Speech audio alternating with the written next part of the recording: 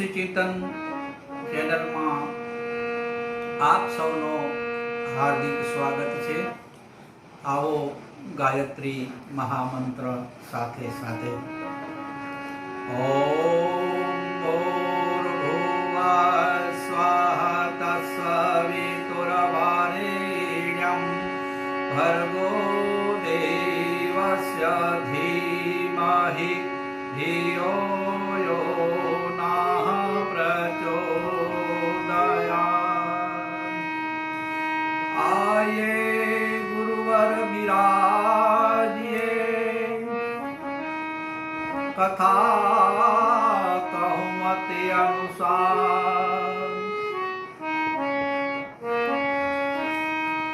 प्रेम सहित आह्वान करूं पधारिए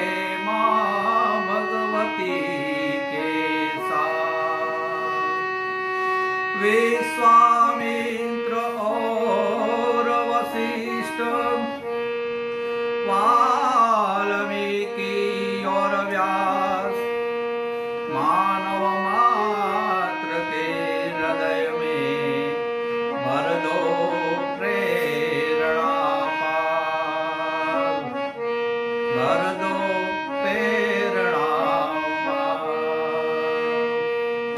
मनो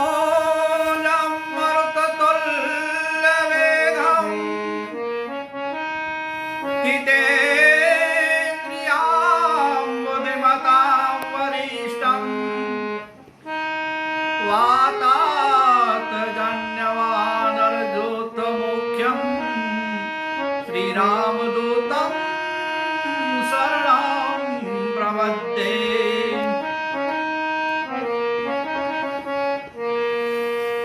विघ्नेश्वराय वरदाय सुरप्रियाय, विघ्नेश्वराय वरदाय सुरप्रियाय, लंबोदराय सकलाय जगद्दिताय, नागाननाय यज्ञविभूषिताय, गौरीसुताय गणनाथ नमो नमस्ते। आत्मीय श्रोताजनों, आप सौने जय गुरुदेव। आज आपणे स्वाध्यायना क्रमમાં ઋષિ ચિંતન ચેનલ યુટ્યુબના માધ્યમથી પૂજ્ય ગુરુદેવ દ્વારા લિખિત પુસ્તક સુખી ગ્રસ્તાશ્રમ માટે બૌદ્ધ વચનોને જે પાવન પ્રજ્ઞા પુરાણ ખંડ 3 પરિવાર વ્યવસ્થા પ્રકરણ દ્વારા કરીશું। પ્રજ્ઞા પુરાણ કથાવાચક તરીકે કચ્છી અને ગુજરાતી ભાષામાં તાજેતરમાં મેં મારી 43મી કથા પૂર્ણ કરીને આદરણીય શ્રી કાંતિભાઈ કરસાડા દ્વારા ઋષિ ચિંતન યુટ્યુબના માધ્યમથી આ બુક અને ઓડિયો બુક બનાવવા માટે નિમંત્રણ સાથે બુક પણ મોકલાવેલ। કથા વસ્તુમાં પરિવાર ખંડ ખૂબ જ રોચક અને પ્રેરણાદાયી છે। ભાવવાહી શૈલીમાં કરુણ રસમાં આ કથા વધુ રોચક અને પ્રેરક બની રહે છે। આ પુસ્તકનું રસાળ, રોચક, પ્રેરક અને ભાવવાહી શૈલીમાં આદરણીય ડૉક્ટર રણછોડભાઈ બી પટેલ મુખી આણંદવાળા હાલે અમેરિકાવાળા દ્વારા સંપાદન કરવામાં આવ્યું છે। આ પુસ્તક પૂજ્ય ગુરુદેવ અને વંદનીય માતાજીના ચરણોમાં સાદર સમર્પિત છે। તેમજ પૂજ્ય ડૉક્ટર પ્રણવભાઈ પંડ્યા સાહેબ તેમજ આદરણીય દીદી શેલુ દીદીજીના આશીર્વાદ પણ પ્રાપ્ત થયેલ છે।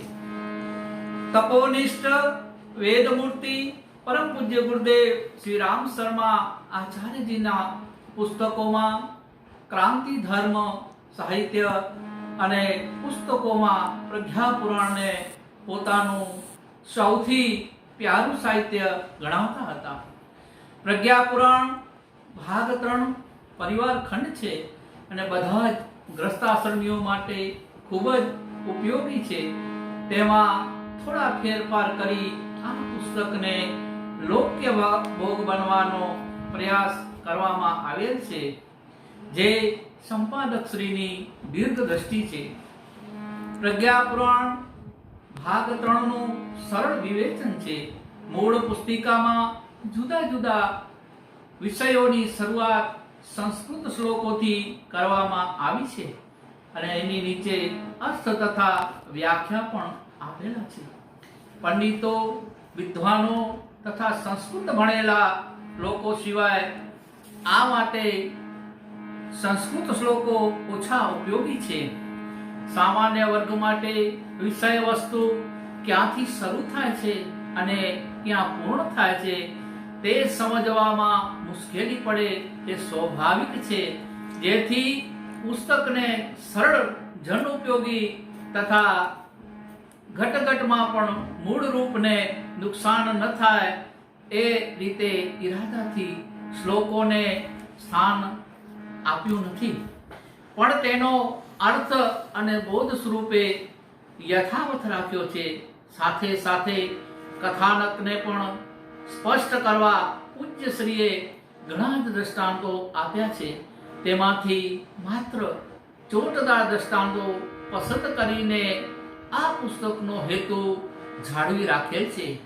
તેમજ સામાન્યમાં સામાન્ય માણસ તેમજ જ્ઞાની પણ સમજી શકે તથા દ્રષ્ટાંતોની કથા વસ્તુ પણ યથાવત રાખવાની કાળજી લેવાય છે. આમ પ્રજ્ઞા પુરાણ આ તૃતીય ખંડ ગ્રસ્તાશ્રમ આશ્રમ અબાલ વૃદ્ધ માટે રત્ન સમાન હોવો જોઈએ, છતાં જોઈએ તેટલો લોકભોગ્ય બનાવવા માટે તેની ઉપયોગિતા બદલવા આપણી ટેવ મુજબ વિવિધ પાઠો બોધ વચનોમાં વિષયો અનુસાર વિભાજિત કરી આલેખન કરવામાં આવેલ છે. આ અદ્ભુત ગ્રંથને લોકભોગ્ય બનવાનો પ્રયાસ માત્ર સંપાદક શ્રી રણછોડભાઈ બી પટેલ મુખીનો સાદર નમ્ર પ્રયાસ છે.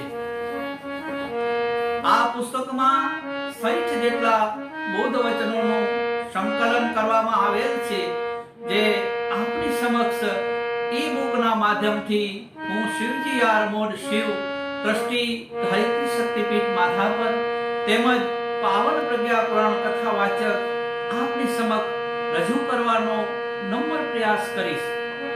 ઋષિ ચિંતન YouTube ચેનલના કાંતિભાઈ કસાડા મીડિયાના માધ્યમથી આપ સુધી પહોંચાડવાનો નમ્ર પ્રયાસ કરે છે.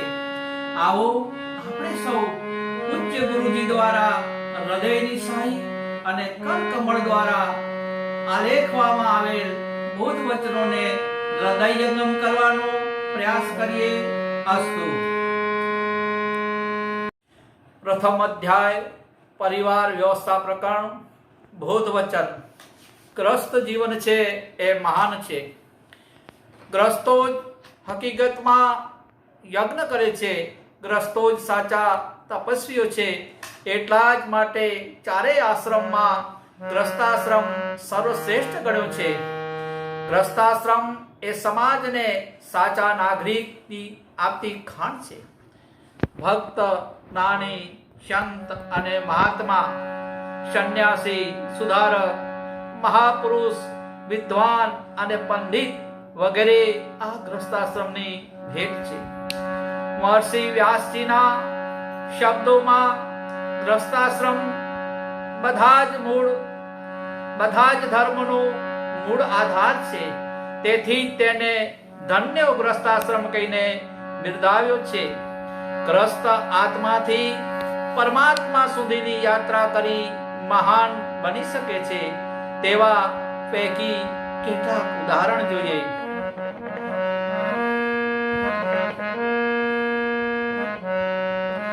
ગ્રસ્ત સુનનવાની શક્તિ.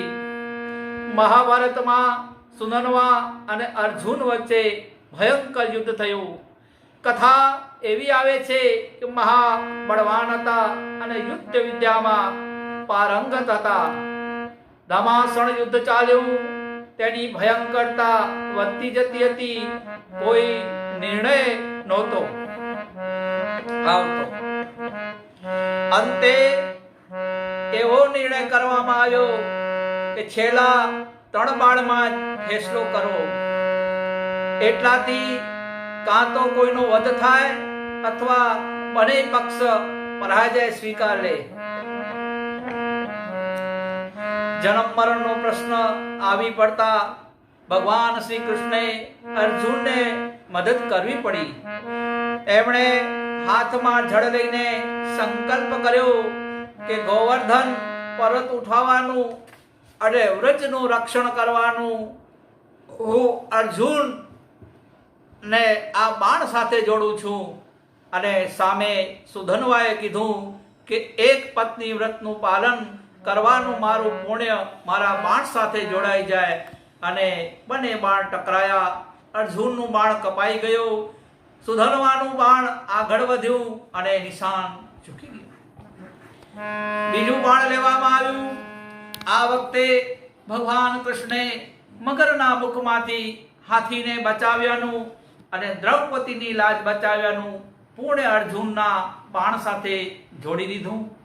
બીજી બાજુ સુંદરભાઈએ કહ્યું કે મેં નીતિપૂર્વક કમાણી કરી છે અને ચરિત્રમાં સહેજ પણ ત્રુટી આવવા દીધી નથી, તો એનું પુણ્ય મારા બાણ સાથે જોડાય. બંને બાણ અથડાયા અને સુધન્વાના બાણથી અર્જુનનું બાણ કપાઈ પૃથ્વી પર પડ્યું. હવે છેલ્લું બાણ બાકી હતું. એના આધારે જ અંતિમ નિર્ણય થવાનો હતો.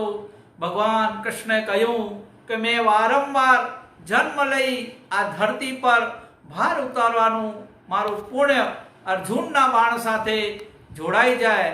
બીજી બાજુ સુધન્વાએ કહ્યું કે જો મેં એક ક્ષણ માટે પણ સ્વાર્થનું ચિંતન કર્યા વગર મનને હંમેશા પરમાર્થ પરાયણ રાખ્યું હોય તો મારું પુણ્ય આ મારા બાણ સાથે જોડાય. ત્રીજી વાર પણ સુધન્વાનું બાણ વિજય થયું અને અર્જુનના બાણને કાપી નાખ્યું. દેવોએ સુધન્વા પર પુષ્પવૃષ્ટિ કરી. ભયંકર યુદ્ધ બંધ થયું. ભગવાન કૃષ્ણે સુધન્વાની પીઠ થાબડતા કહ્યું કે હે નરશ્રેષ્ઠ, તમે સાબિત કરી દીધું છે કે નૈષ્ટિક ગ્રસ્ત સાધક ભગવાનને પણ પરાજિત કરી શકે છે. તે કોઈ તપસ્વી કરતા કમ નથી. એક ગ્રસ્ત હતો, કુટુંબને સંસ્કારી બનાવવા માટે પ્રયત્ન કરતો હતો, નીતિપૂર્વક આજીવિકા મેળવતો હતો અને બચેલો સમય અને ધન પરમાર્થના કાર્યમાં વાપરતો હતો. તે તપોવનમાં તો નહોતો રહેતો, પણ ઘરને જેણે તપોવન બનાવ્યું હતું. ઘરના સભ્યો મળે તે મુજબ ઉપાસના કરતા હતા. આ ધર્માત્મા અને આસ્થાવાન ગ્રસ્તના સંસારી યોગથી દેવો પ્રસન્ન થયા. ઇન્દ્ર તેની આગળ પ્રગટ થયા અને વરદાન માંગવાનું કહ્યું. જે એનો પડછાયો પડે ત્યાં બધાનું કલ્યાણ થાય. આશ્ચર્યચકિત ઇન્દ્રે કહ્યું કે કોઈના માથે હાથ મૂકવું તેવું વરદાન માંગ્યું હોય તો તેનાથી પ્રસન્નતા થાત, પણ એનો લોકો બદલો પણ આપત. ગ્રસ્તે કહ્યું હે દેવ, સામેવાળાનું કલ્યાણ થવાથી આપણો અહંકાર વધે છે અને સાધનામાં વિઘ્ન આવે છે. પડછાયો કોની પર પડ્યો અને કોના પર લાભ થયો એ ખબર મારા જેવા વિનમ્ર માણસને ન પડે અને એ જ શ્રેય કરશે. સાધનાનું આ સ્વરૂપ વરણ કરવા યોગ્ય છે. તેનાથી આગળ વધતા વ્યક્તિ મહામાનવ બની જાય છે.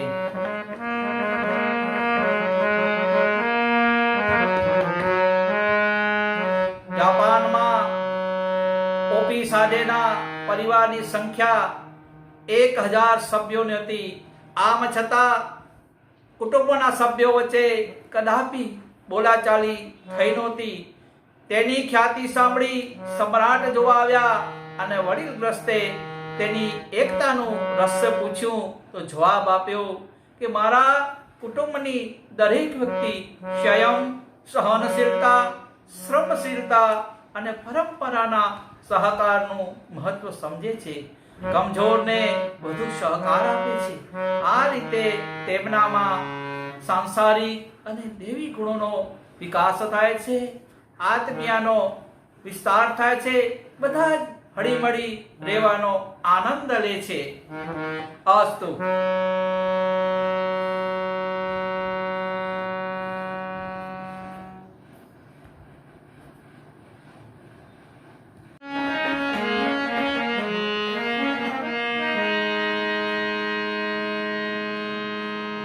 બોધવચન 2 પરિવાર સમાજનું અગત્યનું અંગ છે. સમાજ એવી મૂર્તિ છે જેનું બિંબુ પરિવાર છે. સમાજ નિર્માણ, સમાજ સુધાર, સત્પ્રવૃત્તિઓનો વિસ્તાર કરવો, આ બધાની શરૂઆત કુટુંબથી થાય છે. આદર્શ કુટુંબથી આદર્શ સમાજ અને આદર્શ રાષ્ટ્રનું નિર્માણ થાય છે. પુષ્ટ એકમોથી બનેલું સમર્થ રાષ્ટ્ર. ફ્રાન્સે પોલેન્ડ ઉપર હુમલો કર્યો તે મોટું તથા સાધન સંપન્ન હોવા છતાં નાનકડા દેશ ઉપર વિજય મેળવી શક્યું નહીં. આથી તેના શાસક લુઈ 14માએ મંત્રી કોલવર્ટને બોલાવ્યો અને પૂછ્યું કે આપણું ફ્રાન્સ આટલું મોટું સમર્થ છે છતાં જીતી કેમ નથી શકાતું. કોલવર્ટે ગંભીર થઈ તેમને નમ્રતાપૂર્વક કહ્યું કે હે મહાનતા અને સમર્થતા કોઈ દેશના વિસ્તાર કે વૈભવ પર આધાર રાખતા નથી. તેનો આધાર તેના નાગરિકો, દેશની સંસ્કૃતિ અને બહાદુરી પર છે. પોલેન્ડના દરેક ઘરમાં સશક્ત નાગરિકોનું ઘડતર થાય છે અને આ સાધનો આજે પણ અજય બળ બનવાનું બળ આપે છે. પોલેન્ડના નાગરિકોની વિસ્તૃત માહિતી જાણ્યા પછી ફ્રાન્સે પોતાનું સૈનિક પાછું બોલાવી દીધું. પ્રેમચંદની ઉદાર કુટુંબિકતા. મુનશી પ્રેમચંદ હિન્દી સાહિત્યના પ્રખર નવલકથાકાર તથા વાર્તાકાર છે. તેમનો કોટ ખૂબ જ જૂનો થઈ ગયો. તેમની પત્નીએ નવો સીવડાવવાનું કહેતા હતા અને તેઓ પૈસાની તંગી છે એમ કહી વાત ટાળી દેતા. એક દિવસ એના પત્નીએ પૈસા આપ્યા અને કીધું કે આજે કોટનું કાપડ જરૂર લાવજો, પણ સાંજે તેઓ ખાલી હાથે પાછા ફર્યા. પત્નીએ તેનું કારણ પૂછ્યું તો તેણે જણાવ્યું કે એમના એક ઓળખીતાની દીકરીનું લગ્ન હતું. તે પૈસા માટે કરગરતો હતો. તેથી મેં વિચાર્યું કે કોટ તો પછી પણ ખરીદી શકાશે, પણ દીકરીનું લગ્ન કદાચ ફરી ન પણ થાય, તેથી મેં તેને પૈસા આપી દીધા. પત્ની તેમના ઉદારતાથી સ્તબ્ધ થઈ ગયા અને પ્રેમચંદે જણાવ્યું, તારી જરૂરિયાતો ઓછી કરીને મને પૈસા આપ્યા, તો મેં મારી જરૂરિયાતો ઓછા કરીને વધારે જરૂરતવાળાને આપી દીધા.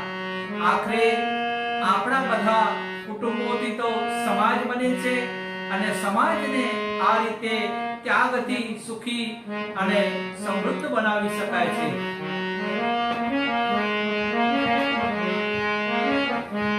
પરિવાર નિર્માણ પછી સંન્યાસ. સ્વામી વિદ્યાનંદ એક ગ્રસ્ત હતા, પરંતુ સાધુબાઓના ઉપદેશથી પ્રભાવિત થઈ વિદ્યાનંદે પણ સાધુનો વેશ ધારણ કરી લીધો. તેમની સાથે તીર્થયાત્રાએ નીકળી પડ્યા. તેઓ જ્યાં જ્યાં સાધુઓ સાથે જ રહેતા અને દૂરથી તેઓ જ્ઞાનીઓ દેખાતા હતા. તેઓનો નજીક જોતા ચોર, ઠગ, વ્યભિચારી, વ્યસની અને ખરાબ પ્રવૃત્તિઓમાં રત રહેતા જોયા. સ્વામીજીને આવા કડવા અનુભવથી ખૂબ દુઃખ થયું અને તેઓ ઘરે પાછા આવતા રહ્યા. ઘરે આવી પોતાના ખેડૂતોના વસ્ત્ર ધારણ કરી લીધા, કુટુંબની જવાબદારી સંભાળી લીધી અને ખેતી કરવા માંડ્યા. ફુરસદના સમયમાં નજીકના ક્ષેત્રોમાં જઈ બાળકો અને પોઢોને ભણાવતા અને લોકોને ચરિત્રવાન બનવાની શિખામણ આપતા. તેમણે પોતાના ખેતરમાં એક વિદ્યાલય બનાવ્યું જેનાથી પોતાના અને અન્ય બાળકોને જાતે ભણાવતા, પછી ગરીબ બાળકોને ત્યાં રહીને ભણવા લાગ્યા. ખેતીમાં પાકનું અનાજ તેમાં જ વપરાઈ જતું. આ રીતે બીજા કેટલાય સહયોગીઓને તેઓ ઊભા કર્યા અને તેઓ પણ આવા વિદ્યાલય સ્થાપવા અને ચલાવવા પ્રેરણા આપતા. આ રીતે ઘણા વિદ્યાલયો ચાલુ થઈ ગયા.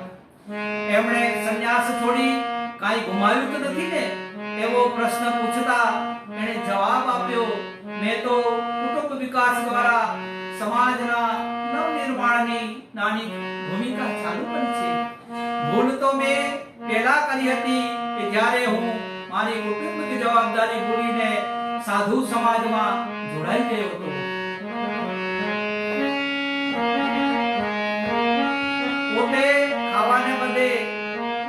પોતે ખાવાને બદલે પ્રિયજનને આપવું.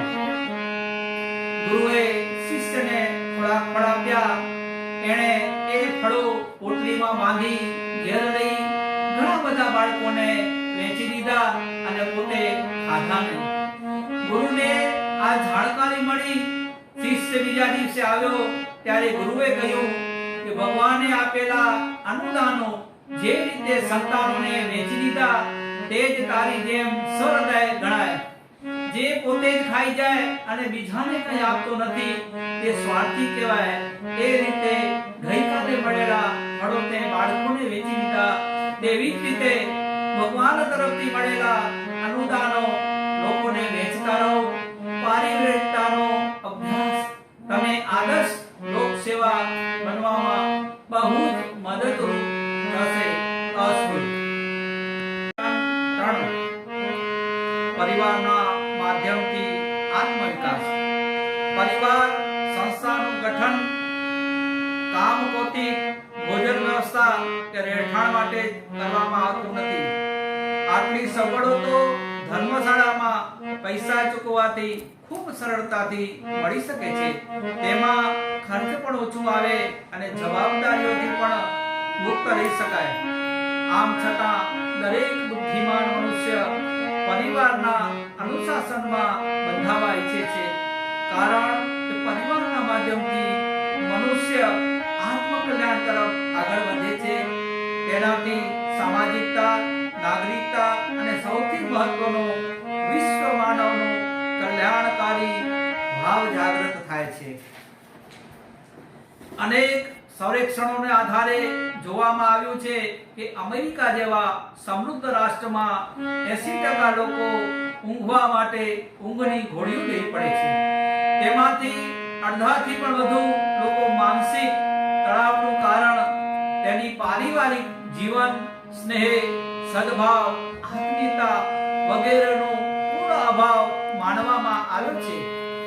અંતઃકરણની પવિત્ર સ્નેહની ભૂખને શાંત ન કરી શકતા તેઓ નશો કે ઘેરનો આશ્રય લે છે અને ત્યાંના સમાજ વિજ્ઞાનિકો ભારતીય સમાજ વ્યવસ્થાને શ્રેષ્ઠ માનવા લાગ્યા છે કે જ્યાં આંતરિક આત્મીયતા અને મદદના અભાવ વચ્ચે પણ સ્નેહ અને સંતોષ છલકાતો રહે છે.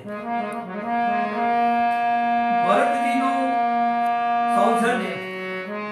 ભરતને રાજગાદી મળતી હતી પણ તેઓ અનિતિથી મળેલી એ રાજગાદીનો અસ્વીકાર કરી દીધો. રામની જેમ જટા ધારણ કરી ઘરમાં જ વનવાસીની જેમ રહ્યા. સિંહાસન પર રામની ચરણ પાદુકાઓની સ્થાપના કરી.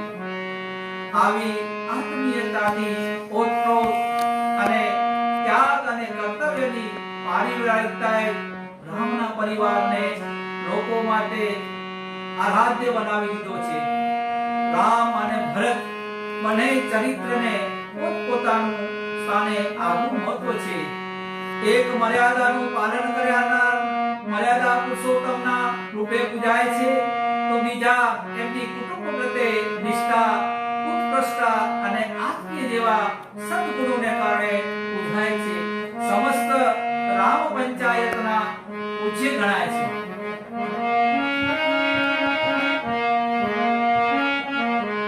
ભાઈ ભાર નથી હોતો. એક મહાત્મા પહાડી પર ચઢી રહ્યા હતા. એ વખતે 10 વર્ષની એક છોકરીએ પણ પોતાના 2 વર્ષના ભાઈને લઈને પાણીનો ઢાળ ચડી રહી તે મહાત્માએ કીધું, બેટી તું આટલો મારે બોજ ઉચકીને કેવી રીતે ચડી શકીશ? છોકરીએ તરત જ જવાબ આપ્યો, મહારાજ આ બોજ નથી, આ મારો ભાઈ છે. જ્યાં પ્રેમ હોય, ભાવના હોય, ત્યાં કોઈ કામ ભારે નથી લાગતું. જો ભાવના હોય તો જીવન જ ભારરૂપ લાગવા માંડશે. સાચે જ પરિવારના ભાવનાના વિકાસનું માધ્યમ છે. કાગાવાનો વિશાળ પરિવાર. જાપાનના એક છોકરા કાગાવાએ ભણ્યા પછી પીડોપીની સેવા કરવા માટે પોતાનું જીવન લક્ષ્ય બનાવ્યું અને સેવા કરવા માંડ્યો. પછાત અને ખરાબ ટેવોમાં સપડાયેલા બીમાર લોકોના મોઢામાં તેઓ જતા અને આખો દિવસ એમની સેવા કરતા. પેટ ભરવા માટે એમણે 2 કલાકનું કામ શોધી કાઢ્યું. એક વિદુષી છોકરીએ એમનું આ કામ ખૂબ ગમી ગયું અને એમની સાથે ખભા મિલાવી કામ કરવા લાગી. લગ્ન એક શરતે કરવામાં આવ્યું કે તેઓ વાસના માટે નહીં પણ સમાજ સેવા માટે મૈત્રી ખાતર લગ્નના બંધનમાં બંધાશે. તે છોકરીએ પણ પોતાનું પેટ ભરવા 2 કલાકનું કામ શોધી અને બંને ભેગા મળી કામ કરતા હતા. તેથી બહુ કામ થવા માંડ્યું. ઉદાર લોકો તેમના કામમાં મદદ કરવા લાગ્યા. તેથી તેમનું કાર્યક્ષેત્ર ખૂબ વધી ગયું. સરકારે આખા જાપાનના પછાત લોકોને સુધારવાનું કામ તેમને સોંપ્યું. કાગાવા પ્રત્યે જાપાનના લોકોની શ્રદ્ધા એટલી વધી ગઈ કે તેમને જાપાનના ગાંધી કહેવા લાગ્યા અને એટલે જ સાચા અર્થમાં પોતાને વિશ્વ માનવ સાબિત કરી દીધો. સમાજને સમર્પિત કાર્નેગી. એન્ડ્રયુસ કાર્નેગીના પિતા સ્કોટલેન્ડના એક વણકર હતા. માતા ઘરકામમાં પરવારીને એક ધોબી અને એક મોચીની દુકાને કામ કરવા છૂટી હતી. એમ કરવાથી ઘરનો ખર્ચ નીકળતો હતો. માતા જ્યારે નોકરી હતી ત્યારે તેના પિતા પત્નીને નવોઢા હોય તે રીતે વિદાય આપતો અને નાનો એન્ડ્રયુસ જોતો ત્યારે એના પર ઊંડી છાપ પડતી. એની પાસે એક જ ખમીસ હતું. માતા તે રોજ ધોતી અને ઇસ્ત્રી કરી આપતી. વધારે ભણવાનો મેળ પડ્યો નહીં. પરિવારના આત્મીયતાના સંસ્કાર એના ઉપર પડ્યા અને થોડા મોટા થતા તાર ઘરમાં નોકરી સ્વીકારી લીધી. એમાં આગળ અભ્યાસથી પરીક્ષા પાસ કરી તાર બાબુ બની ગયા. આવક વધતા એક ફાર્મ માટે થોડી જમીન ખરીદી અને ખેતી ઉપરાંત એક તેલનો કૂવો નીકળ્યો. તેથી તે ધનિક બની ગયા. વિવાહ માટે કેટલાય માંગ આવ્યા પણ એમણે એવું કહ્યું કે મારી માતા જ્યાં સુધી જીવશે ત્યાં સુધી હું લગ્ન કર્યા વગર એની સેવા કરીશ. લગ્ન કરવાથી સમય મને વહેંચાઈ જાય છે અને માતાના મૃત્યુ પર 52 વર્ષની ઉંમરે એણે લગ્ન કર્યા. લગ્ન પછી અનાથ બાળકો માટે, સાધનહીન લોકોને માટે, અભ્યાસ કરવા માટે તેઓ સતત દાન આપતા રહ્યા. એમણે $150 કરોડ આવા કાર્યોમાં દાન રૂપે આપી દીધા અને મરતી વખતે સેવાદાર લોકોને બધા જ કાગળો પાડી નાખ્યા. એમને સેવામાંથી મુક્ત કરી દીધા. એમની આ જાત સાચા અર્થમાં સમાજને સમર્પિત કરી દીધી. આવા હતા સમાજને સમર્પિત કાર્નેગી. અસ્તુ. બોધવચન 4. ગ્રસ્તાશ્રમની શ્રેષ્ઠતા. ગ્રસ્તાશ્રમમાં આત્મશુદ્ધિની સાથે સાથે સમાજને સુયોગ્ય નાગરિક આપવાનો પરામર્શ પણ જોડાયેલો છે. ઉપયુક્ત વાતાવરણમાં રહીને મનુષ્ય પ્રસન્ન, સંતુષ્ટ અને નિશ્ચિંત બને છે. તેથી મનુષ્ય ચિરકાળની કુટુંબ બનાવીને રહેતો આવ્યો છે. પારિવારિકતાએ ના આધારે જ તેના પશુતુલ્ય જીવનનો વિકાસ થયો અને સામૂહિક વિકાસના સ્ત્રોતોનો સુયોગ્ય રીતે થઈ શક્યો, જેમાં મનુષ્યને સૃષ્ટિનો મુગટમણી કહેવામાં આવે છે. પ્રાચીનના ઇતિહાસ પર નજર નાખતા ખાતરી થાય છે કે થોડાક અપવાદવાર કરતા મોટા ભાગના તપસ્વી લોકો ગ્રસ્ત હતા. યોગ સાધના તથા વનવાસ વખતે પણ એમની સાથે રહેતા હતા. મહર્ષિઓમાં મુખ્ય એવા 7 ઋષિઓને પણ પત્નીઓ હતી અને તેમને પણ બાળકો હતા. દેવોમાં પણ ઘણા ગ્રસ્ત હતા. ઈશ્વરના અવતારોમાં પણ મોટા ભાગના ગ્રસ્ત હતા. ભગવાન રામ, કૃષ્ણ તથા શંકર ભગવાન ગ્રસ્ત હતા.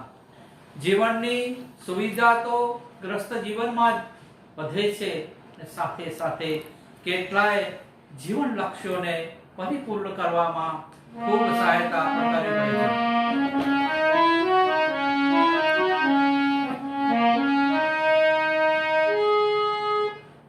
સંન્યાસ ગ્રસ્તી વિઠ્ઠલ પંડિત. વિઠ્ઠલ પંડિત કાશી ગયા. ત્યાં તેમણે સંન્યાસની દીક્ષા લીધી અને ત્યાં જ રહેવા લાગ્યા. જ્યારે ગુરુને ખબર પડી તેઓ ઘરની જવાબદારીઓ પૂરી કર્યા વગર સંન્યાસી થઈ ચૂક્યા છે, તો એમણે સંન્યાસ દીક્ષા રદ કરી અને ગ્રસ્ત પાલનની આજ્ઞા આપી. એમણે કહ્યું કે ગ્રસ્તને બંધન માનીને તેનાથી દૂર ન ભાગશો.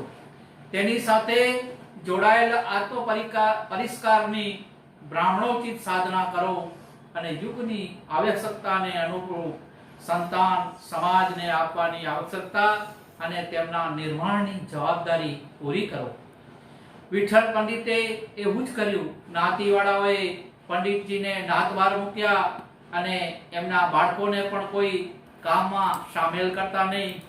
તેમ છતાં પંડિત ગુરુદેવે બનાવેલા ગ્રસ્તાશ્રમના આદર્શોને અનુરૂપ જીવન જીવતા રહ્યા અને બાળકોને શ્રેષ્ઠ સંસ્કાર આપતા રહ્યા.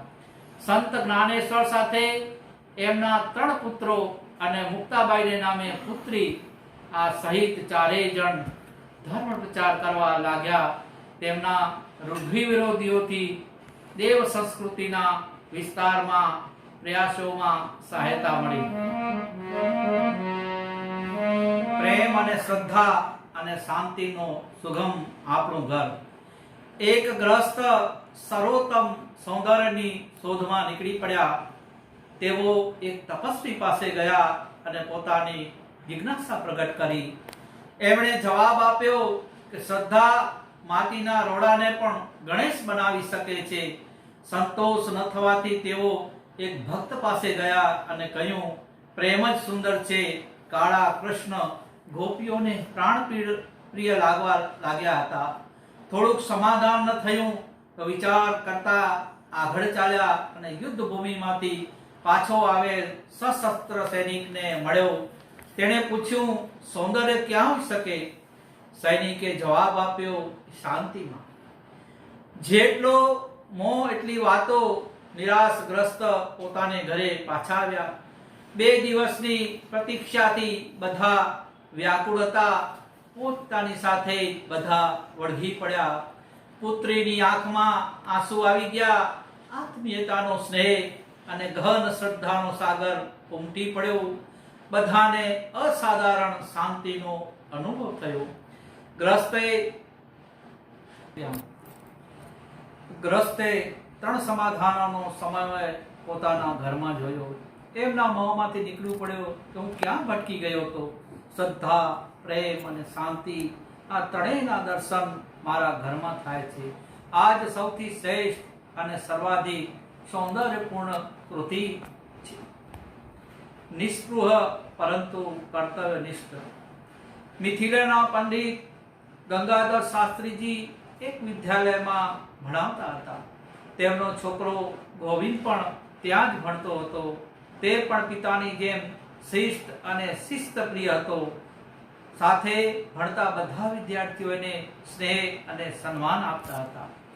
એક દિવસ શાસ્ત્રીજી સાથે ગોવિંદ સ્કૂલ ન ગયો. સ્કૂલ બંધ કરી બધા જવા લાગ્યા. ત્યારે વિદ્યાર્થીઓ પૂછ્યું, ગુરુજી, આજે ગોવિંદ કેમ ના આવ્યો? શાસ્ત્રીજીએ ભારે હૃદય જવાબ આપ્યો કે આજે ગોવિંદને હૃદય રોગનો હુમલો થયો અને ત્યાં પહોંચી ગયો જ્યાં કોઈ પણ પાછું આવતું નથી. વિદ્યાર્થીઓ સ્તબ્ધ થઈ ગયા. આવી દુર્ઘટના છતાં શાસ્ત્રીજી ભણાવવા કેવી રીતે આવ્યા અને મોં પર શોકની લાગણી આવવા ન દીધી? કેવી રીતે ભણાવતા રહ્યા? પોતાનું આશ્ચર્ય શાસ્ત્રીજી આગળ વ્યક્ત કર્યું. પંડિતજીએ જવાબ આપ્યો, મારો એક પરિવાર છે અને બીજો પરિવાર તમે. એ પરિવારના બાળકોના વિયોગનું દુઃખ તો છે જ, અને જો આ પરિવારના બાળકોનો હક છીનવાય તો એક દુઃખ વધી જાય. એટલે એવું માની જેટલું બની શક્યું એટલું મેં તમારા માટે પણ કર્યું. અસ્તુ. બોધવચન 5. કુટુંબ વિકસાવે છે વિશ્વ બંધુત્વની ભાવના. કુટુંબ એક સમાજ છે અને એક રાષ્ટ્ર પણ છે. એટલે કુટુંબ નાનું હોય પરંતુ સમાજ અને રાષ્ટ્ર સામે જેવી સમસ્યાઓ આવે છે તેવી જ સમસ્યાઓનો સામનો તેને પણ કરવો પડે છે. કુટુંબને એક સહકાર સમિતિ, એક ગુરુકુળના રૂપમાં વિકસિત કરવું જોઈએ. તેથી તેનું વાતાવરણ સારું થાય અને પરિજનોને સુસંસ્કારો પણ મળી શકે. ખલીફા ઉમરની સંવેદના. ખલીફા ઉમર પોતાના ગુલામ સાથે બહારગામ જઈ રહ્યા હતા. તેમણે એક વૃદ્ધ ડોશીમાને રડતી દેખી. તેમણે ડોશીમાને રડવાનું કારણ પૂછ્યું અને એણે કહ્યું કે મારો એક જવાન દીકરો લડાઈમાં માર્યો ગયો છે. હું ભૂખે મરું છું, પરંતુ મારી ખલીફા મારી સામે જોતા નથી. ખલીફા ગુલામને લઈને પાછા વળી ગયા અને એક ગુણ ઘઉં ખરીદી ડોશીમાને આપવા માટે ચાલી નીકળ્યા.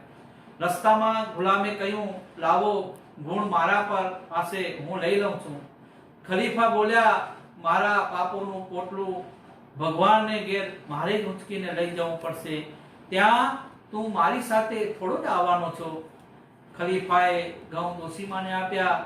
ડોશીમાએ એમનું નામ પૂછ્યું તો જણાવ્યું કે મારું નામ ખલીફા ઉમર છે. ભાવ વિભોર થઈ ડોશીમા બોલ્યા કે પોતાના પ્રજાના દુઃખ દર્દો અને પોતાના કુટુંબના દુઃખ દર્દ માનીને ચાલવાની આ ભાવના તમને ખલીફાનો એક આદર્શ બનાવી દેશે. લોકોની લાખો દુઆઓ તમને મળશે, તમે અમર થઈ જશો. હેરિયેટ સ્ટોની પારિવારિક સંવેદના. અમર લેખિકા હેરિયેટ એલિઝાબેથ સ્ટોએ પોતાનું વિશ્વવિખ્યાત પુસ્તક ટોમ કોકાની ઝૂંપડી એટલી વિકટ પરિસ્થિતિમાં લખ્યું કે બહુ જ ઓછા લોકો જાણે છે. સામાન્ય જાણકારી તો એટલી જ છે કે આ ક્રાંતિકારી પુસ્તકે અમેરિકામાંથી ગુલામની પ્રથા નાબૂદી કરવામાં મહત્વની ભૂમિકા ભજવી હતી. તેણીએ પોતાની ભાભીને પત્રમાં જવાબ લખ્યું હતું કે ભોજન બનાવવાનું, કપડાં ધોવાનું, કપડાં સીવવાનું વગેરે કામો રહે છે. બાળકોને સ્કૂલ માટે તૈયાર કરવા પડે છે, તેમને ભણાવવામાં અને સાચવવા પણ પડે છે. નાનો છોકરો તો મારી પાસે જ ઊંઘી જાય છે. જ્યાં સુધી તે ઊંઘી ન જાય ત્યાં સુધી કશું જ લખી શકતી નથી. ગરીબી અને કામનો બોજો બહુ છે, છતાં પણ આ પુસ્તક લખવા માટે થોડો સમય બચાવું છું અને મને લાગે છે કે ગુલામ પ્રથામાં જે લોકોને સતાવવામાં આવે છે એ આપણા બૃહદ પરિવારના સભ્યો છે.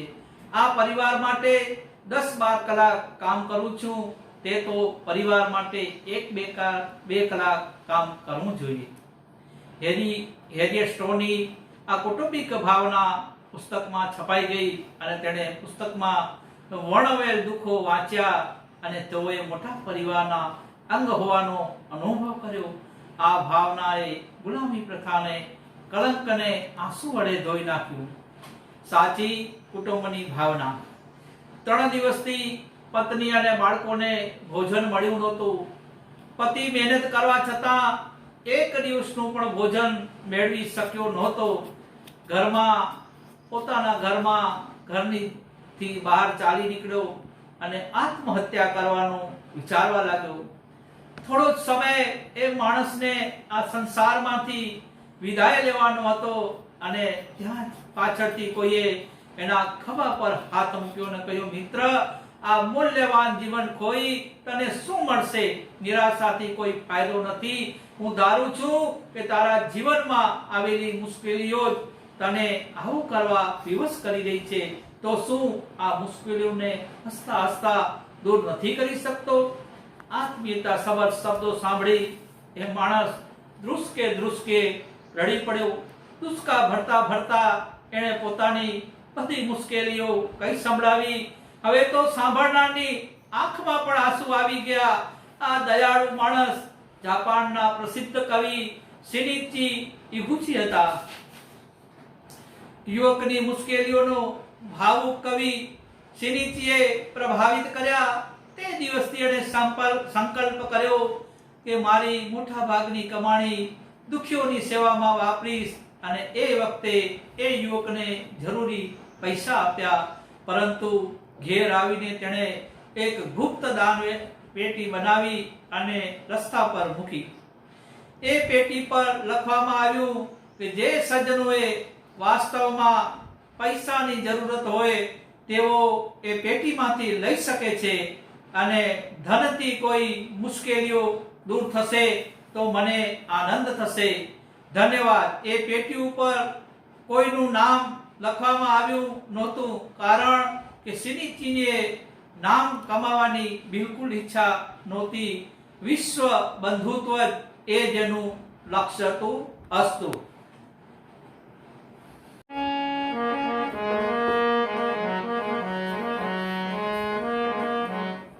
બોધ વચન 6. શિષ્ટાચાર અને સન્માન. પરિવારનો દરેક સભ્ય એકબીજા સાથે શિષ્ટાચાર અને સન્માનથી વર્તે છે. મધુર વાણી વાપરે, કટુ વચન અને અપમાન સૂચક વાર્તાલાપ કોઈ ન કરે. એકબીજાનું અભિવાદન કરે. અપશબ્દો કેવા, ગુસ્સામાં આવી મારપીટ કરવી તે સભ્ય માણસોને શોભતું નથી. ભારતીય સંસ્કૃતિનો અમૂલ્ય નિધિ. ભારતીય સમાજમાં શિષ્ટાચારમાં મોટા પ્રત્યે શ્રદ્ધા અને સન્માનની ભાવના, નાના પ્રત્યે સ્નેહની ભાવના તથા વ્યવહારમાં વિનય અને મધુરતાનો સમાવેશને વધારે મહત્વ આપવામાં આવે છે. યજુર્વેદ સૂત્ર 3માં ઋષિનો આદેશ છે કે હે પુત્ર, પિતાના શ્રેષ્ઠ કર્મો અને સંકલ્પોનું તું અનુસરણ કરે તથા માતા જેવા કોમળ મનવાળો બને. પતિ પત્ની માટે અને પત્ની પતિ માટે મધુર અને શાંતિદાયક વાણીનો વ્યવહાર કરે. જે આવું વર્તન નથી કરતા તેને નીચ પ્રકૃતિના ઉદ્ધત વ્યક્તિઓ માનવામાં આવે છે. વાલ્મીકી રામાયણમાં બતાવ્યું છે કે જેઓ માતા પિતા, બ્રાહ્મણ અને ગુરુદેવનું સન્માન નથી કરતા તે યમરાજને વશમાં આવી પાપનું ફળ ભોગે છે. ગ્રસ્તે પોતાના ઘરે કોઈ મહેમાનો પધારે ત્યારે મન, વચન, મુખ અને આંખોને પ્રસન્ન રાખવા, પ્રેમપૂર્વક વાર્તાલાપ કરવો તથા સબળ પ્રમાણે સેવા કરી અને જાય ત્યારે થોડેક સુધી મૂકવા જવું. આ સંબંધે દુલાભાયા કાગ કવિ કાગે સરસ કવિતા લખી છે, જેની પહેલી અને છેલ્લી પંક્તિ આ મુજબ છે કે હે જી તારે મંદિરે કોઈ પધારે, આવકારો મીઠો આપજે જી.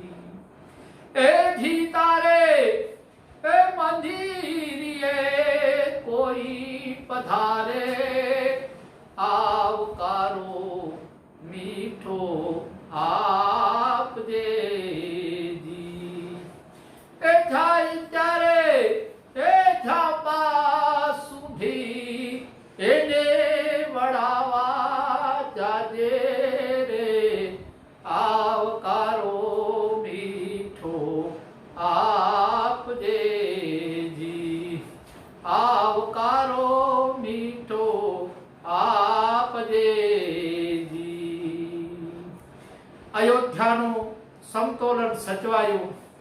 કઈ કઈ મથરાની વાતથી લોભાઈ ગઈ. ભરતને રાજ્ય અને રામને વનવાસ એવું માંગી બેઠી. રામના વનવાસથી પુત્ર વિરહમાં દશરથ મૃત્યુ પામ્યા. ભરતને વૈરાગ્ય આવી ગયો. માતા કૌશલ્યા ઉપર દુઃખનો ડુંગર તૂટી પડ્યો. પરંતુ આવી સ્થિતિમાં પણ કોઈએ કોઈનું સન્માનને આંચ ના આવવા દીધી. એકબીજાના સન્માનનો ભાવના પ્રત્યે વિકટ પરિસ્થિતિમાં પણ અયોધ્યાનું સમતોલન જળવાઈ રહ્યું. ભૂલ ખાલી ભૂલ જ રહી ગઈ, જેનાથી એકબીજા પ્રત્યે પ્રેમમાં કોઈ ફેર ન પડ્યો. રામની ગેરહાજરીમાં અને રામ આવ્યા ત્યારે પણ કુટુંબિક સદભાવ સ્વર્ગીય સુખ આપતો રહ્યો. શીલ તૂટ્યું અને મહાભારતનું યુદ્ધ થયું.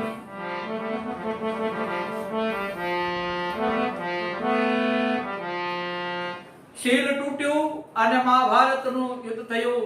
મહાભારતનું યુદ્ધ એકબીજાને સન્માન નહીં આપવાને કારણે વિષણ પ્રક્રિયામાં સ્વરૂપ રૂપે ઉદ્ભવ્યું. દુર્યોધન રાજ્ય સત્તાના અભિમાનને લીધે પાંડવોને સન્માન ન આપી શક્યો. ભીમ સહજ પ્રતિક્રિયા રૂપે પોતાના બળનો ઉપયોગ અને તેનો તિરસ્કાર અને અપમાન કરતો હતો. દ્રૌપદી સહજ મજાકમાં એ ભૂલી ગઈ કે દુર્યોધનને આંધળાના આંધળું હોય એવું કહેવાથી અપમાન લાગશે. આથી દુર્યોધન ઉત્પન્ન દ્વેષને કારણે નારીના શીલનું મહત્વ ભૂલી ગયો તથા દ્રૌપદીનું ભદ સભામાં અપમાન કર્યું. આમ એક પછી એક કારણ જોડાતા ગયા અને શિષ્ટાચારની નાની નાની ભૂલો ચિનગારીઓ ભીષણ જ્વાળા બની ગઈ અને એ મહાભારતનું યુદ્ધ થયું. આવેશમાં કાબુ ન રહ્યો.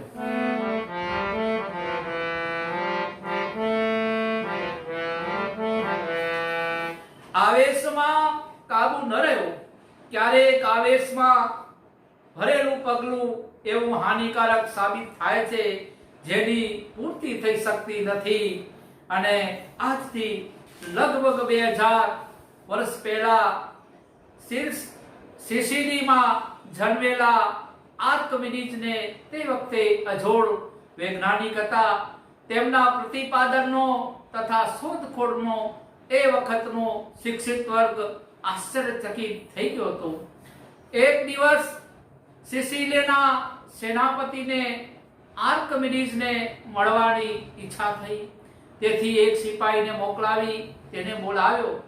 તે વખતે આર્કમિડીઝ રેખા ગણિતના કોઈ ઉકેલ શોધવા વ્યસ્ત હતા. તેથી આવા માટે આનાકાની કરવા લાગ્યા. આથી પેલો ભિખારી સિપાહી ખૂબ જ ગુસ્સે થયો અને તલવારથી તેનું મસ્તક ધડથી જુદું કરી નાખ્યું. તેથી એક એવી જ્યોતિ બુજાઈ ગઈ જે ક્યારેક આ જગતમાં પ્રગટ થાય છે અને ચમકે છે.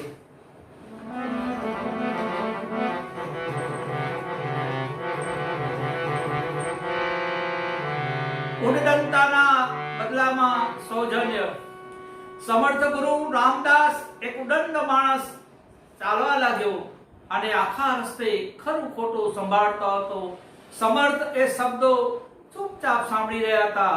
જ્યારે નિર્જન રસ્તો પૂરો થયો અને એક મોટું ગામ નજીક આવ્યું ત્યારે સમર્થ ઊભા રહી ગયા અને એક ઉદ્ધત માણસને કહેવા લાગ્યા કે તારે હજુ પણ કઈ મને કઈ ગાળો આપવાની હોય, સંભળાવવાની હોય તો સંભળાવી દે, નહીતર ગામના લોકો મને ઓળખે છે. જો તેઓ સાંભળશે તો તારી સાથે ખરાબ વ્યવહાર કરશે અને તને અને મને વધારે દુઃખ થશે. એકદમ પેલો માણસ સમર્થના પગમાં પડ્યો અને ક્ષમા માંગવા લાગ્યો. સમર્થે તેને પોતાનું આચરણ સુધારવા તથા પરિવારમાં પણ એવી શુભ પ્રવૃત્તિઓ ફેલાવવાના આશીર્વાદ આપ્યા જેથી ઉદ્ધતાઈને લીધે કુટુંબમાં દુષ્પ્રવૃત્તિઓ ન વિકસે. સંતના આવા સુંદર વર્તનથી તેમનું જીવન બદલાઈ ગયું અને તેને કારણે પેલા જ્યાં એને ગાળો અને તિરસ્કાર મળતા હતા એના બદલે સન્માન મળવા લાગ્યું. અસ્તુ. બોધ વચન 7. નાનું કુટુંબ સુખી કુટુંબ. કુટુંબ નાનું હોવું જોઈએ અને બાળકોની સંખ્યા પણ ઓછી હોવી જોઈએ. વધારે પડતા પ્રજનનથી અનેક હાનિઓ થાય છે. માતાનું આયુષ્ય અને આરોગ્ય પણ ઘટે છે અને નવા સભ્યો વધારવાથી પરિવારની સગવડોમાં કાપ આવે છે. પરિવારના સંચાલકને કુટુંબનું પાલન પોષણ કરવા માટે ગાણીના બળદની જેમ વેતરું કરવું પડે છે. બાળકની સંખ્યા વધારવાથી 3 મુખ્ય નુકસાન. પહેલો, જનનીનું સ્વાસ્થ્ય બગડે છે. બીજું, પરિવારના સભ્યોની સગવડોમાં કાપ આવે છે. ત્રીજું, સંચાલક પર ખોટો બોજ અને અનીતિ કરવાની મજબૂરી. રઘુવંશની પરંપરા. ભારતીય સંસ્કૃતિમાં શ્રેષ્ઠ વ્યક્તિઓએ ઓછા સંતાનોને ક્રમ અપનાવ્યો છે. રઘુવંશમાં એકથી એક ચડિયાતા રાજા થઈ ગયા હતા. તેમણે સંતાનો મર્યાદિત રાખ્યા હતા. દિલીપના રાજા પુત્ર રઘુ, રઘુના અજના દશરથ, એ બધાએ સંતાનો મર્યાદિત રાખ્યા છે. દશરથજી પણ કૌશલ્યા અને કૈકેયીને એક તથા સુમિત્રાને 2 પુત્રો થયા. શ્રી રામને પણ 2 જ પુત્રો હતા. માત્ર રામ નહીં પણ એના ભાઈઓએ પણ આ મર્યાદા પાળી છે.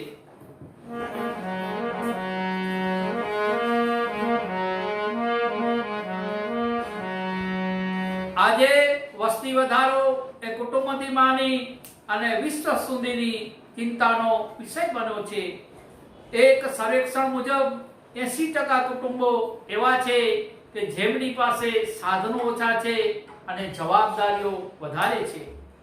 જ્યારે કુટુંબમાં નાનું બાળક જન્મે છે ત્યારે પરિવારના લગભગ 1.5 વ્યક્તિ જેટલો ભાર વધે છે.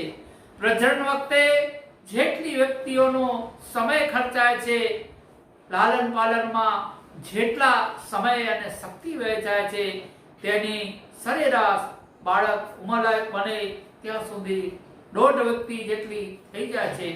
એને લીધે કુટુંબના બાળકોની પ્રગતિ અવરોધાય છે. સંચાલકોની વિડંબના. એક મનોવૈજ્ઞાનિક સર્વેક્ષણ મુજબ 83% લોકો હીનતાની ભાવનાથી પીડાય છે. કારણ કે મોટા કુટુંબનું પાલન પોષણ એ ઈમાનદારીની સાચી રીતે થઈ શકતું નથી.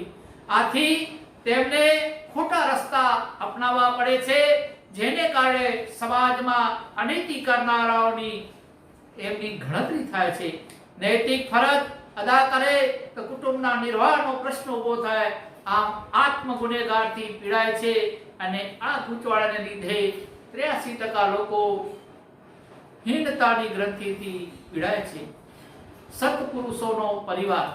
જુદા જુદા ક્ષેત્રમાં મહત્વના કાર્યો કરનારા મૂર્ધન્ય લોકોનું રાષ્ટ્રીય તથા આંતરરાષ્ટ્રીય કક્ષાએ અધ્યયન કરવામાં આવ્યું તો માલુમ પડ્યું કે મોટા ભાગના બધા લોકો પારિવારિક જવાબદારીઓમાંથી મુક્ત રહ્યા છે અથવા કુટુંબ નાનું રાખ્યું છે. ભારતના સ્વતંત્ર સંગ્રામના અગ્રણી નેતાઓ જેઓ ગ્રસ્ત હતા, તેમણે કાં તો સંતાનો પેદા કર્યા જ નહીં અથવા તો એમણે સંખ્યા મર્યાદિત રાખી.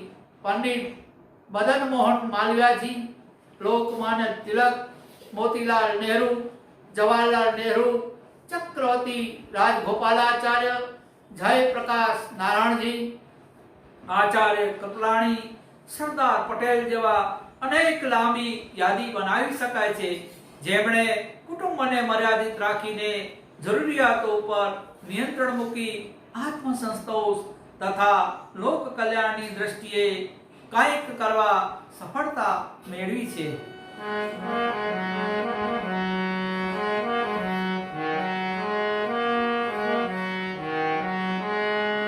પ્રાચીન ઉદાહરણ, દુષ્યંતને ભરતનો એકનો એક દીકરો હતો, તેથી તેનો વિકાસ સારી રીતે કરી શક્યા. તેથી તેના પ્રભાવથી આપણા દેશનું નામ ભારત પડ્યું. મહર્ષિ લોમેશે પોતાના પુત્ર શૃંગીને એટલો તેજસ્વી બનાવ્યો હતો કે રાજા દશરથના પુત્રેષ્ટિ યજ્ઞ કરવા માટે વશિષ્ઠ ઋષિ તેને સન્માન સાથે બોલાવી લાવ્યા હતા. વ્યાસજીના એકમાત્ર પુત્ર સુખદેવજીને જ્ઞાન અને સંસ્કારની દ્રષ્ટિએ તેમના પિતા કરતા પણ શ્રેષ્ઠ માનવામાં આવતા હતા. ઋષિ જરત્કારુએ પોતાના એકના એક સંતાન આસ્તિક મુનિને એવો પ્રખર બનાવ્યો હતો કે જેણે જન્મેજયના નાગ યજ્ઞને એ પણ રોકી શક્યા હતા. સંતાનની સંખ્યા મર્યાદિત રાખીને ઉત્કૃષ્ટતા પેદા કર્યાના બીજા પણ ઘણા બધા દાખલા છે. આપણે પણ આ મર્યાદા પાડી સંખ્યા નહીં પણ ગુણવાન તથા સંસ્કારવાન બનાવવા તરફ ધ્યાન આપવું જોઈએ, જેમાં આપણું અને સમાજનું હિત છે. આસ્તુ.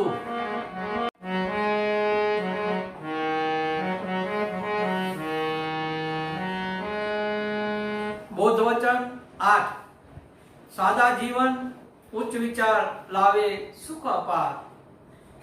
દરેક કાર્યમાં ઓછા ખર્ચ કરવો જોઈએ. દરેક સભ્યને પૈસાનું મહત્વ સમજાવવું જોઈએ. એ વિલાસ અને અહંકારના પ્રદર્શનમાં ધન બરબાદ ન કરવું જોઈએ. લક્ષ્મીને માતા માની તેનો સદુપયોગ કરવો જોઈએ. શૃંગાર અને ઘરેણા પાછળ સેજે પણ ખર્ચ ન કરવો જોઈએ.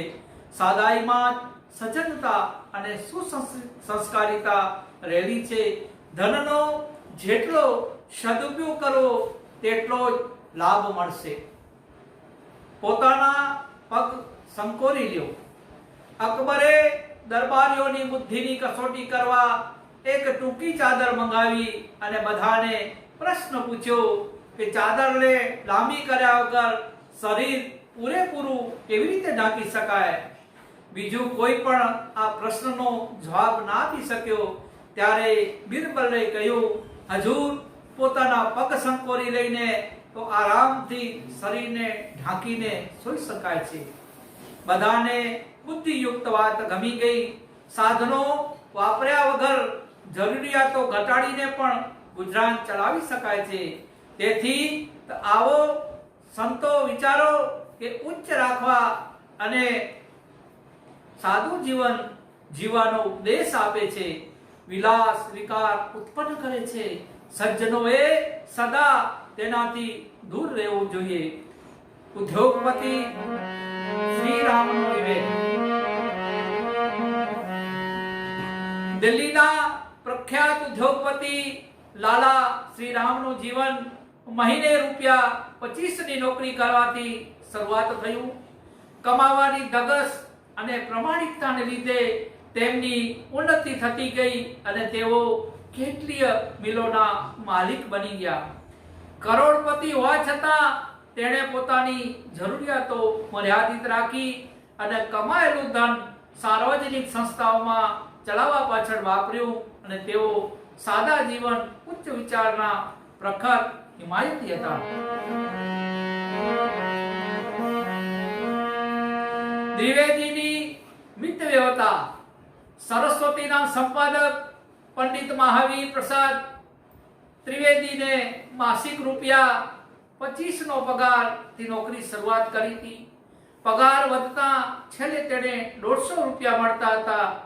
એટલે તેઓ એટલી બધી કરકસર કરતા કે વધેલા પૈસાથી જરૂરિયાતવાળા અનેક લોકોને તેઓ મદદ કરતા અને તેમનું અંગત ખર્ચ ઓછું હતું. એક પણ પૈસો નકામા કાર્યમાં વાપરતા નહોતા. વિચારો પણ એટલા ઉચ્ચ હતા કે હિન્દી સાહિત્યના પ્રખર કવિ ગણાતા. ભગતસિંહની વિવેકશીલતા.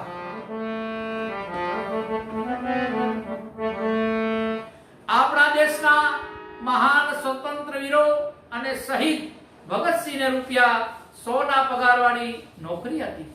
પરંતુ મહિને તેઓ માત્ર 25 રૂપિયા સ્વીકારતા અને તેઓ કહેતા કે મારે પૈસા ભેગા નથી કરવા કે નથી ઉડાડવા, પણ હું માનું છું કે દરેકને સરેરાશ ભારતીય કક્ષાનું જીવન જીવવું જોઈએ.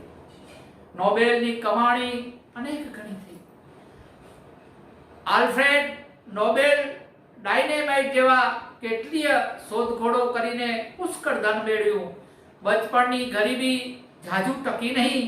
પોતાની મિલકતમાંથી તેના ભત્રીજાઓને 5,000 પાઉન્ડ આપીને બાકી વધેલા $85 લાખ એક ટ્રસ્ટ બનાવી દીધું અને એ રકમ વધીને જ્યારે અનેક ગણી થઈ ગઈ ત્યારે તેના વ્યાજમાંથી દર વર્ષે 6 વિષયોમાં માનવતાની સેવા કરનારને વિદ્વાનોને લગભગ 1 લાખ રૂપિયાનું ઇનામ આપવામાં આવે છે. આ 6 વિષયોમાં વૈદિક શાસ્ત્ર, ભૌતિક શાસ્ત્ર, રસાયણ શાસ્ત્ર, સાહિત્ય શાસ્ત્ર અને વિશ્વ શાંતિ. નોબેલને જ્યારે પૂછવામાં આવ્યું કે ડાયનેમાઇટ તો હાનિકારક વસ્તુ છે, છતાં પણ તેના દ્વારા તમે શું કમાયા, ત્યારે એણે જવાબ આપ્યો કે કોઈ પણ વસ્તુનો સદુપયોગ કરવાથી તે લાભદાયક બને છે અને તેનો દુરુપયોગ કરવાથી હાનિ થાય છે. ડાયનેમાઇટથી ડુંગરાઓના ખાણોમાં મોટી શિલાઓ તોડવા જેવા કાર્યો લાભદાયક ગણાય છે. અસ્તુ. બૌદ્ધ વચન 9. સ્વચ્છતા અને સજાવટનું ધ્યાન રાખો. સ્વચ્છતા અને સુવ્યવસ્થા તરફ ઘરના દરેક સભ્યનું ધ્યાન રહેવું જોઈએ. ગંદકી અને અસ્તવ્યવસ્થાઓનો વિકાસ ન થવો જોઈએ. અવ્યવસ્થામાં જ ગંદકી અને કુરૂપતા રહેલી છે. એને કુસંસ્કારિતા કહેવામાં આવે છે. શરીર સ્વચ્છ અને સુંદર રાખીએ તેવી જ રીતે વસ્ત્રો, વાસણો, મકાન વગેરે બધી જ વસ્તુઓની સફાઈ પાછળ ધ્યાન આપવું જોઈએ, જેથી રોગો થાય નહીં અને મન પ્રફુલ્લિત રહે. સફાઈ એક લલિત કળા. મહાત્મા ગાંધી હરિજનના કામને શાનદાર કામ કહેતા હતા અને સ્વચ્છતાઓની સાથે સીધો સંબંધ છે. સ્વચ્છ વસ્તુઓમાં કલાત્મકતા જોવા મળે છે અને તેઓ કહેતા કે તેની કિંમત, કિંમતી મકાન, કિંમતી કપડાં અને કિંમતી પુરુષ જો ગંદો હોય તો બધાને તેનાથી અરુચિ થાય છે. આનાથી વિપરીત કાચું મકાન, સાદા કપડાં અને સામાન્ય વ્યક્તિ પણ જો સાફ સુથરો હોય તો આકર્ષક લાગે છે, એનામાં કલાત્મકતા દેખાય છે. પહેલા સફાઈ શીખો. એક અસ્તવ્યસ્ત યુવક સોક્રેટિસ પાસે ગયો અને બોલ્યો કે મને આધ્યાત્મનું શિક્ષણ આપો. તેમણે કહ્યું કે પહેલો પાઠ છે સફાઈ શીખો. નાહી ધોઈને વ્યવસ્થિત થઈને આવ. વાળ કાં તો કપાવી નાખ અથવા તો રાખા હોય તો સાફ કરી અથવા તેલ નાખીને ઓળી આવ. સુસંસ્કારિતાને આધ્યાત્મ કહે છે. પહેલા અસ્વચ્છતાના પ્રત્યેક કુસંસ્કાર દૂર કર, ત્યાર પછી બીજા કુસંસ્કારો દૂર કરવાની વાત વિચારી શકાશે. સ્વચ્છતા એ પરમાત્માનું સાનિધ્ય છે તથા નિર્મળતા આત્માનો પ્રકાશ છે. આંતરિક સ્વચ્છતાને આધારે પણ શરીરના બાહ્ય સ્વચ્છતા છે. મહાત્મા બનવાનું સૂત્ર. ગાંધીજીના આશ્રમમાં સફાઈ અને વ્યવસ્થાના કાર્યો દરેકને ફરજિયાત કરવા પડતા. સમાજ પ્રત્યે સમર્પણ ભાવના વાળો એક બાળક ત્યાં આવ્યો અને સ્વચ્છતા તથા વ્યવસ્થાનું તેને કામ સોંપવામાં આવ્યું. નિષ્ઠાપૂર્વક એ પોતાનું કામ કરતો હતો. જે બતાવવામાં આવ્યું તે પોતાના જીવનનો અંગ બનાવી દીધું. જ્યારે આશ્રમમાં રહેવાનો સમય પૂરો થયો અને ગાંધીજીને મળ્યો તે કહ્યું, બાપુ હું તો મહાત્મા બનવાનો ગુણ શીખવા આવ્યો તો અહીં તો સફાઈ અને વ્યવસ્થાના સામાન્ય કાર્ય શીખવા મળ્યા. મહાત્મા બનવાના સૂત્રો ન તો શીખવામાં આવ્યા, ન તો અભ્યાસ કરવામાં આવ્યો. ગાંધીજીએ એના માથે હાથ ફેરીને કહ્યું, બેટા, તને અહીં જ સંસ્કાર મળ્યા છે, તે બધા મહાત્મા બનવાના જ સોપાન છે. તે તન્મયતાથી સફાઈ તથા નાની નાની બાબતોમાં સુવ્યવસ્થા બુદ્ધિનો વિકાસ કરવામાં આવ્યો, એ જ મનુષ્યને મહામાનવ બનાવે છે. ગાંધીજીએ આ રીતે નાના નાના સદગુણોનું મહાત્મ્ય જાળવી સમજાવીને અનેક લોકસેવકોના જીવનનું ઘડતર કર્યું છે અને સાચા નિરભાવી સેવકોના રૂપમાં વિકાસ કર્યો છે.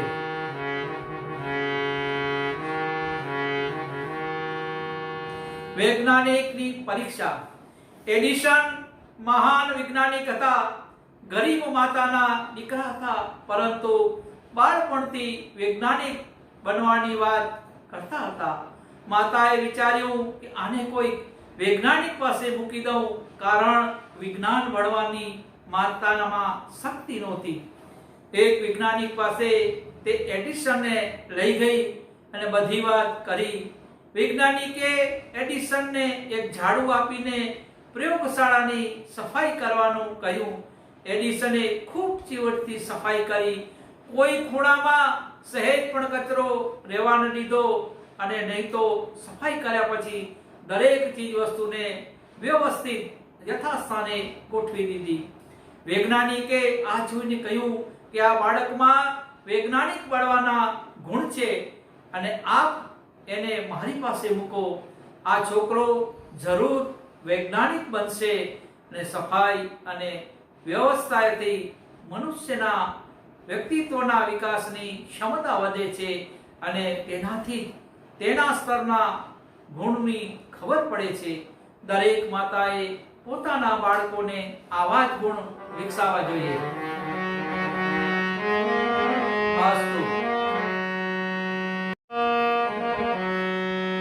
બોધ વચન 10. પ્રજ્ઞા યુગમાં પરિવાર. નિકટ ભવિષ્યમાં ભીષણ ક્રાંતિઓથી યુગનું નવનિર્માણ થવાનું છે, જેને લોકો પ્રજ્ઞાયુગ તરીકે ઓળખશે. પ્રજ્ઞાયુગમાં સમાજનું અભિનવ નિર્માણ પારિવારિકતાના આધારે થશે. વસુધૈવ કુટુંબની નીતિ અપનાવવામાં આવશે. બધા જ પોતાના વિશ્વ પરિવારના અંગ માનશે. વિરાટ બ્રહ્મની ઝાંખી સુસંસ્કૃત સમાજમાં દેખાવા માંડશે. આ માટે દરેકે વિશાળ પરિવારનું સંચાલન કરવાનો અને તેના સન્માનિત સભ્ય બનવાનો અભ્યાસ કરવો જોઈએ. તેના વગર વિશ્વમાં બધાને સુખ આપી શકે તેવી સમૃદ્ધિ શક્ય નથી. આ યુગ સંધિ કાળમાં એક યુગ પૂરો થઈને બીજો યુગ શરૂ થશે. એવામાં માનવીય ઉત્કર્ષના નવા કીર્તિમાનો સ્થાપશે.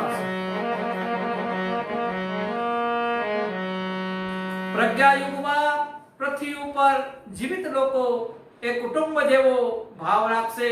એટલું જ નહીં, પણ સમાજમાં વિરાટ બ્રહ્મની ઝાંખી સ્પષ્ટ થશે અને એના માટે લાંબા સમયના સાધનાત્મક અભ્યાસ કરવો પડે. ભૂતકાળનો ઇતિહાસ બતાવે છે કે જ્યારે જ્યારે આવું કોઈ મોટું પરિવર્તન થયું છે ત્યારે શ્રેષ્ઠ મનુષ્યો પહેલીથી તેનો અભ્યાસ કરીને અગ્રણી રહ્યા છે. મત્સ્યાવતારમાં પહેલા મનુ મહારાજે પોતાની સંવેદના એ સ્તરની બનાવી દીધી, તેથી સૃષ્ટિનું બીજ સંભાળવાની જવાબદારી સોંપી શકાય. રામાવતારમાં પહેલા જ ઋષિ તથા દેવોના અવતાર રૂપ વાનરો પોતાના સાધનાક્રમ અને અભ્યાસ એ વખતની પરિસ્થિતિઓને અનુરૂપ બનાવવા માંડ્યા હતા. મહાભારતના વિશાળ ભારત બનવા માટે પાંડવોએ પરસ્પર સહયોગ તથા તપ તિતિક્ષામય જીવનનો અભ્યાસ લાંબા સમય સુધી કરવામાં આવ્યો હતો. યદુવંશીઓએ પારિવારિક શાલીનતાને અનુરૂપ સ્વભાવ બનાવી શક્યા નહીં, તેથી તેમને નષ્ટ થવું પડ્યું. પારિવારિક સૂત્રતાના આધારે મધ્યમથી સતયુગી સમાજ બનવાનું અને તત્વ દર્શનના આ પ્રકરણ બતાવવામાં આવ્યું છે કે બધાએ અપનાવવાના યોગ્ય છે અને પારિવારિક તથા તેની સાથે જોડાયેલા ગુણોને અપનાવ્યા વગર આત્માનો વિકાસ થવો શક્ય નથી. વિશ્વ સ્તરનું કલ્યાણ થવું એ પણ શક્ય નથી.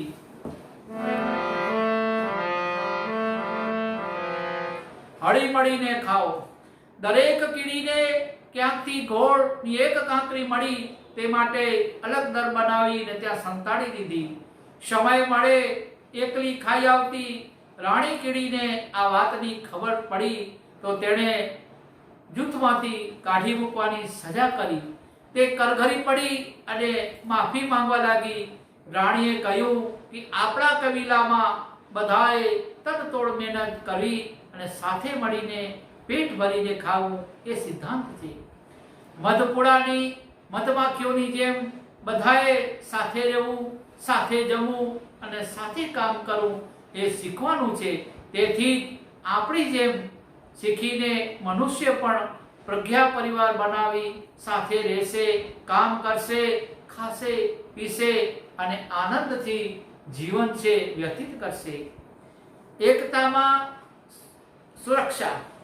હાથ અને પગ, નાક અને મુખ, આંખ બધા જ પોતપોતાના મહત્વ માટે ઝઘડવા લાગ્યા. આથી મનુષ્યને ક્રોધ આવ્યો અને તેણે ખાવાનું બંધ કરી દીધું. હવે બધા જ અંગોનું એક ધ્યાન હતું કે ક્યાંકથી ખાવાનું મળે તો જીવતા રહીએ.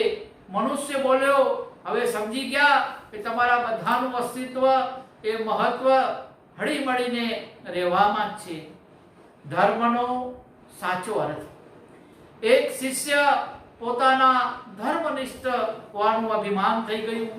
ગુરુજીને સમજી ગયા અને ધર્મનો સાચો અર્થ સમજાવવા માટે તેઓ આ શિષ્ય સાથે એક દિવસ એક કૃષકને ત્યાં રોકાયા. કૃષક એક કેરી લાવ્યો અને તેની પત્નીને આપી. પત્નીએ તે ખાધી નહીં પણ નાના બેઠાને આપી. બાળકે તે કેરી ગુરુના ચરણમાં સમર્પિત કરી અને ગુરુએ શિષ્યને કહ્યું, બેટા, આ છે સાચો ધર્મ જે દેવ પરિવારનું નિર્માણ કરી શકે છે. ઉજ્જવળ થાવ, ઉજ્જવળ થઈ જાઓ. એક સંત એક નાનકડા ગામમાં રોકાયા અને ત્યાંના નિવાસીઓ સારો આદર સત્કાર કર્યો. નીકળતી વખતે નાનકજીએ આશીર્વાદ આપ્યા કે ઉજ્જવળ થઈ જાઓ. તેઓ એક બીજા ગામમાં ગયા અને ત્યાં લોકોએ તિરસ્કાર કર્યો, અપશબ્દો કહ્યા તથા ઝઘડવા લાગ્યા. ત્યાં જતી વખતે નાનકજીએ આશીર્વાદ આપ્યા કે આબાદ રહો. એક શિષ્યએ આવા વિરોધીભાસનું કારણ પૂછ્યું ત્યારે નાનકજીએ કહ્યું કે સજ્જન લોકો ઉજળશે તો છૂટાછવાયા વસકાટ કરીને જ્યાં જશે ત્યાં સજ્જનતાનો ફેલાવો કરશે, પરંતુ દુર્જન સર્વત્ર અશાંતિ ન ફેલાવે એટલા માટે જ્યાં છે ત્યાં પડ્યા રહે એ જ વિશ્વના હિતમાં છે.